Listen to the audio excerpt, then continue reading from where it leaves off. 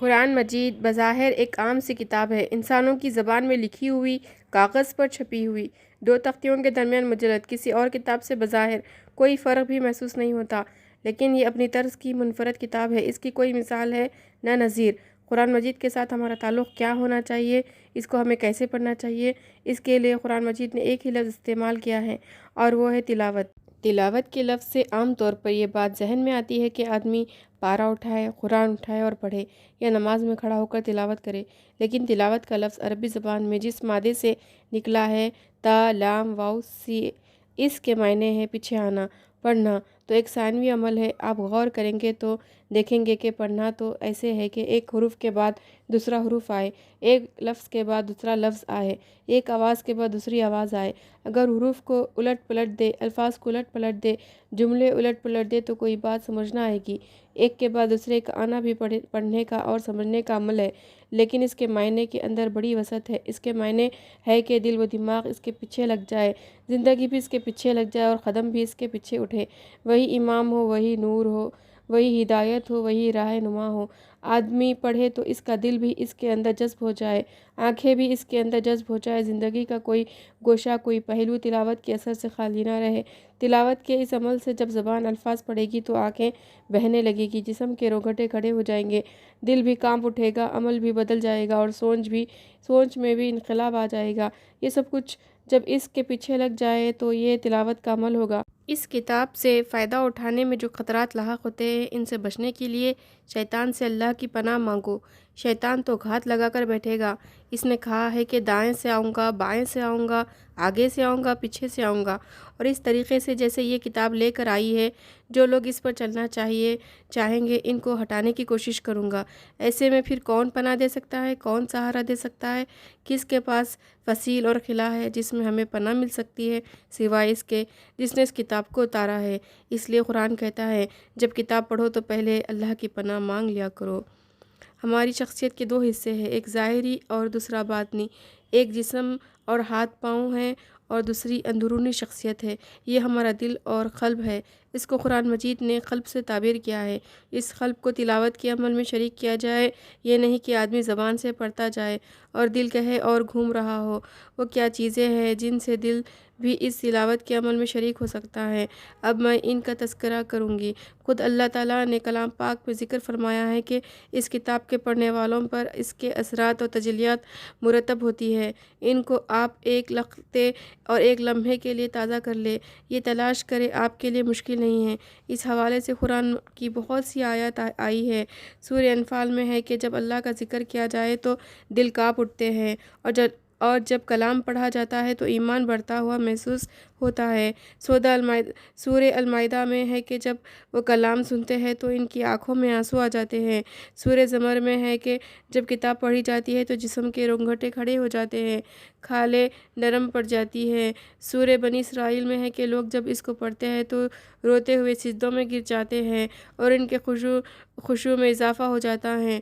سورہ مریم میں بھی اس طرح کی آیات ہے، جگہ جگہ اس طرح کے موضوعات ہیں۔ اگر تلاوت سے پہلے ان کو سامنے رکھا جائے اور ایک لمحے کے لیے آدمی یہ ذہن میں تازہ کر لے کہ قرآن کو پڑھنے والے ایسے تھے اور ان کی کیفیت ہوتی تھی تو بہت مفید ہے۔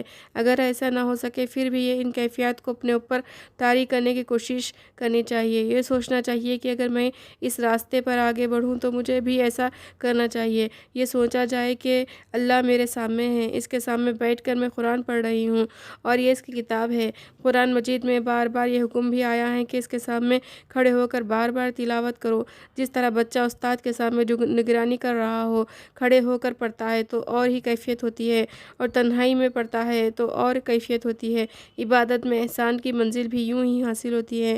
آدمی اس طرح بندگی کرے گویا اللہ اس کے سامنے ہے اور وہ اسے دیکھ رہا ہے، لیکن یہ تو اللہ کی کتاب کا معاملہ ہے۔ یہ سب سے بڑی عبادت ہے کہ قرآن مجید کی تلاوت نماز میں کی جائے۔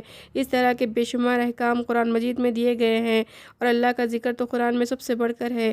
یہ احساس ہے کہ میں اللہ کے سامنے ہوں قرآن کی آیت گواہ ہے کہ تم کہیں بھی ہو ہم تمہارے ساتھ ہیں، تم ہماری نگاہ میں ہو، میں ہر بات سن رہا ہوں، ہم اس کی رگ گردن سے بھی زیادہ اس سے قریب ہے۔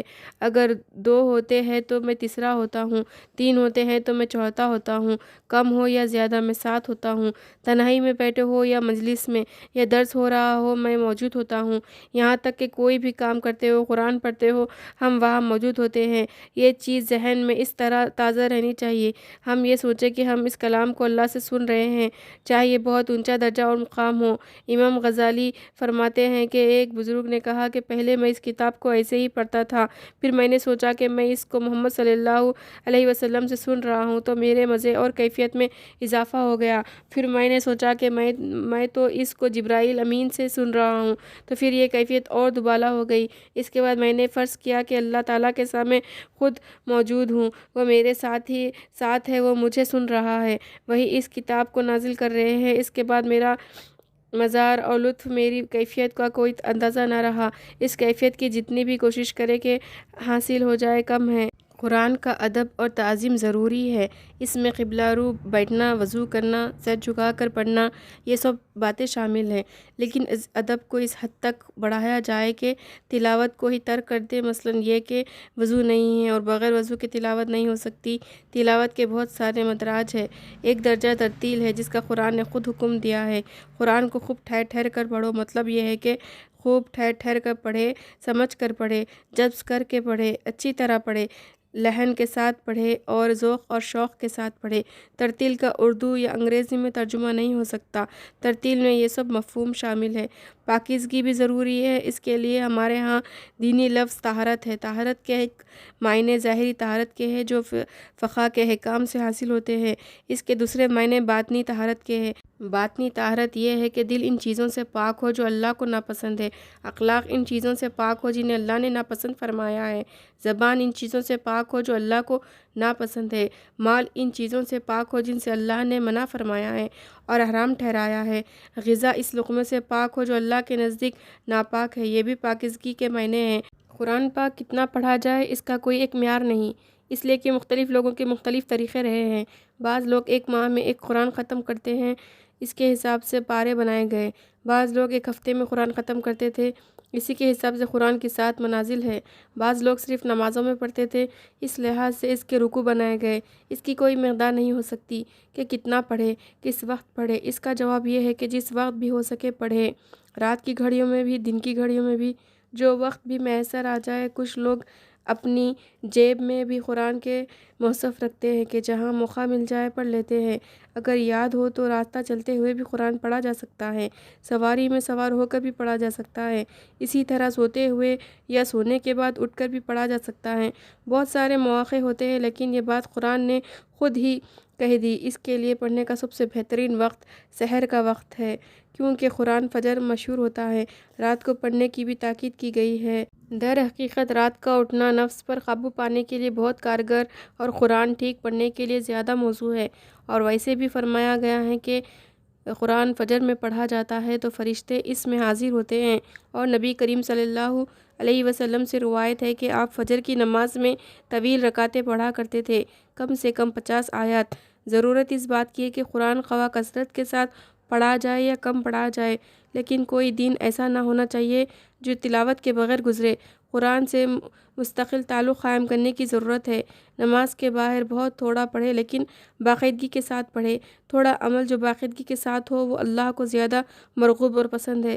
اللہ مجھے، آپ کو، ہم سب کو صحیح معنوں میں قرآن کی تلاوت کرنے پر اور اس پر عمل کرنے اور اس کی طرف دعوت دینے والا بنا دے، آمین یا رب العالمین۔